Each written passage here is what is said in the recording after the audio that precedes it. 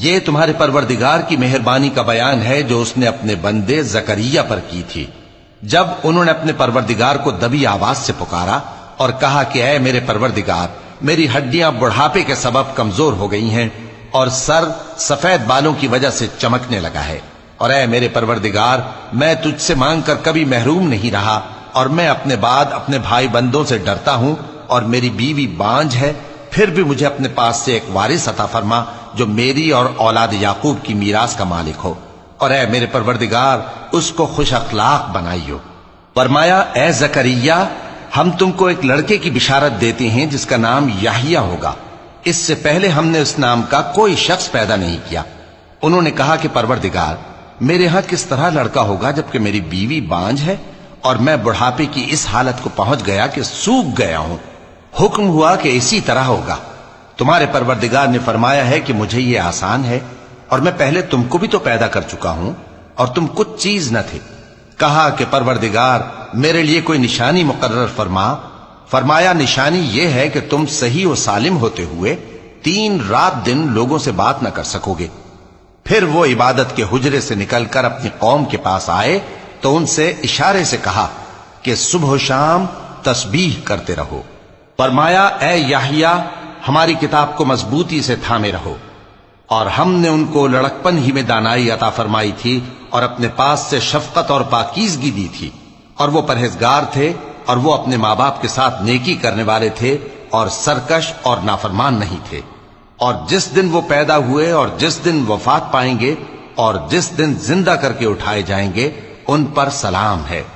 اور کتاب یعنی قرآن میں مریم کا بھی تذکرہ کرو، جب وہ اپنے لوگوں سے الگ ہو کر مکان کے مشرقی حصے میں چلی گئیں، پھر انہوں نے ان کی طرف سے پردہ کر لیا، تو ہم نے ان کی طرف اپنا فرشتہ بھیجا، سو وہ ان کے سامنے ایک خوبصورت مرد کی صورت میں آیا۔ مریم بولی کہ اگر تم پرہیزگار ہو تو میں تم سے بچنے کے لیے رحمان کی پناہ لیتی ہوں۔ فرشتے نے کہا کہ میں تو تمہارے پروردگار کا بھیجا ہوا یعنی فرشتہ ہوں، اور اس لیے آیا ہوں کہ تمہیں پاکیزہ لڑکا بخشوں۔ مریم نے کہا کہ میرے ہاں لڑکا کیوں کر ہوگا جبکہ مجھے کسی مرد نے بطور شوہر چھوا تک نہیں اور میں بدکار بھی نہیں ہوں۔ فرشتے نے کہا کہ یوں ہی ہوگا۔ تمہارے پروردگار نے فرمایا کہ یہ مجھے آسان ہے اور میں اسے اسی طریق پر پیدا کروں گا تاکہ اس کو ہم لوگوں کے لیے اپنی طرف سے نشانی اور ذریعہ رحمت بنائیں، اور یہ کام مقرر ہو چکا ہے۔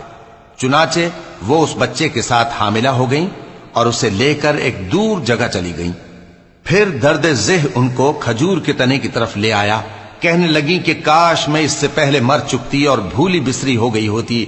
تب ان کے ٹیلے کے نیچے کی جانب سے فرشتے نے ان کو آواز دی کہ غمناک نہ ہو، تمہارے پروردگار نے تمہارے نیچے ایک چشمہ پیدا کر دیا ہے، اور کھجور کے تنے کو پکڑ کر اپنی طرف ہلاؤ، وہ تم پر تازہ عمدہ کھجوریں گرائے گا، تو کھاؤ اور پیو اور آنکھیں ٹھنڈی کرو۔ اگر تم کسی آدمی کو دیکھو تو کہنا کہ میں نے اللہ کے لیے روزے کی منت مانی، تو آج میں کسی آدمی سے ہرگز کلام نہیں کروں گی۔ پھر وہ اس بچے کو اٹھا کر اپنی برادری والوں کے پاس لے آئیں۔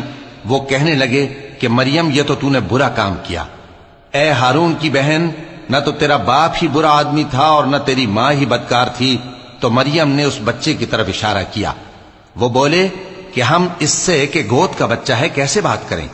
بچے نے کہا کہ میں اللہ کا بندہ ہوں، اس نے مجھے کتاب دی ہے اور نبی بنایا ہے، اور میں جہاں ہوں اور جس حال میں ہوں اس نے مجھے صاحب برکت بنایا ہے، اور جب تک زندہ ہوں مجھ کو نماز اور زکوٰۃ کا ارشاد فرمایا ہے، اور مجھے اپنی ماں کے ساتھ نیک سلوک کرنے والا بنایا ہے اور سرکش و بدبخت نہیں بنایا، اور جس دن میں پیدا ہوا اور جس دن مروں گا اور جس دن زندہ کر کے اٹھایا جاؤں گا مجھ پر سلام ہے۔